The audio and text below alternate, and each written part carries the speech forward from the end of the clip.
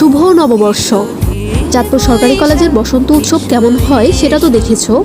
আজকে দেখাবো বর্ষবরণ কেমন হয়। যদিও ৮-৯ বছর আগে অনেক বেশি সুন্দর হয়েছিল, আজকে আমার ক্যাপচার করা ভিডিওগুলাই দেখাবো।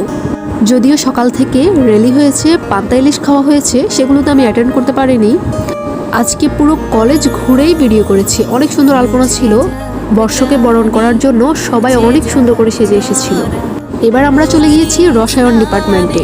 সেখানে আলপনাগুলো অনেক বেশি সুন্দর ছিল। আগের বৈশাখগুলোতে আমিও কলেজের জন্য ছবি এঁকেছিলাম। বায়োস্কোপ বানিয়েছিল, যেটা সবগুলো ছবি আমি এঁকেছিলাম। কি সুন্দর চুড়িগুলো দেখো। অনেক বেশি গরম পড়েছিল আজকে। দেখো সবার কি অবস্থা। বছরের শুরুটাই হয়েছে গরম দিয়ে। আর এ পাশটাতে হচ্ছে কালচারাল প্রোগ্রাম। এত গরম ছিল তবুও সবাই অনেক বেশি এনজয় করছিল। এই পাশটাতে পালকির সাথে ঢেকিও বানিয়েছে। ঢেকিটাও দারুণ ছিল, আমি এটাতে ছবি তুলেছিলাম। এই দেখো পালকিতে নতুন বউ বসে আছে। কেউ সেজেছে একতারা হাতে বাউল। সব থেকে ইন্টারেস্টিং পার্ট হচ্ছে কলেজের পদ্মপুকুর। অনেক বেশি সুন্দর করেছে। আমি শুধু চিন্তা করতেছিলাম যে ফুল ফুটলে কেমন লাগবে দেখতে। আমি কিন্তু ভুলে গিয়েছিলাম আমারও যে গরম লাগতেছে।